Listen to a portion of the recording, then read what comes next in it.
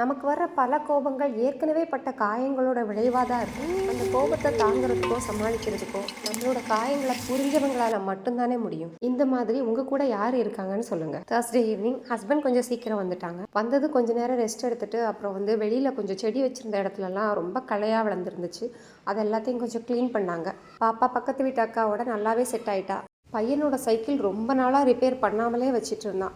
அம்மா வீட்டிலேருந்து வந்ததுக்கு பிறகு அவள் சைக்கிளில் போகவே இல்லை. வெளியே க்ளீன் பண்ணி முடித்த கையோட அன்னைக்கு அதை சரி பண்ண கொண்டு போக சொல்லியாச்சு. போயிட்டு வந்ததுக்கு பிறகு வீட்டில் வெஜிடபிள்ஸ் எதுவுமே இல்லை, அதை வாங்கலாம். 2 பேரும் சேர்ந்தே மார்க்கெட் கிளம்பிட்டோம். அன்றைக்கி சீக்கிரம் வந்ததுக்கு காரணமே கொஞ்சம் ரெஸ்ட் எடுக்கலான்னு தான் வந்திருந்தாங்க. ஆனால் எனக்கு வேறு வழி தெரில, ஏன்னா அன்றைக்கி தான் சீக்கிரம் வந்திருந்தாங்க. இருக்கிற வேலையை அன்றைக்கி தான் பண்ணி ஆகணும். ஏன்னா என்னால் பாப்பா வச்சுட்டு தனியாக எதுவும் பண்ண முடியாது. வழியும் இல்லை, அவங்க என்றைக்காவது தான் இந்த மாதிரி இருப்பாங்க. ஸோ அந்த டைமில் முடிச்சாதான் உண்டு. ஈவினிங் எடுத்துகிட்டு வந்த சிக்கனையும் கையோட க்ளீன் பண்ணியாச்சு.